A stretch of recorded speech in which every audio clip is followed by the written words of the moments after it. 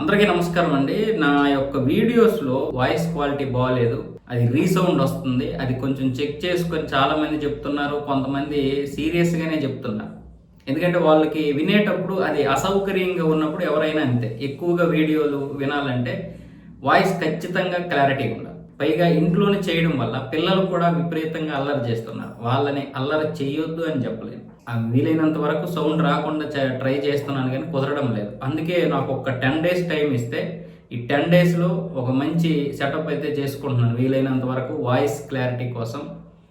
ఇంతవరకు నాకేం ఆఫీస్ లేదు, పైగా ఇంట్లోనే అంత సెటప్ అంతా అవ్వడం వల్ల ఈ యొక్క నాయిస్ అయితే వస్తుంది. మీ యొక్క అసౌకర్యాన్ని నేను గుర్తించాను. చాలామంది దీని గురించి మాట్లాడుతున్నారు, వాయిస్ క్లారిటీ లేదని, అలాగే రీసౌండ్ వస్తుంది. ఖచ్చితంగా వస్తుంది. అది ఎవరిమైనా సరే అసౌకర్యంగా ఉంటే ఎక్కువగా వినలేము.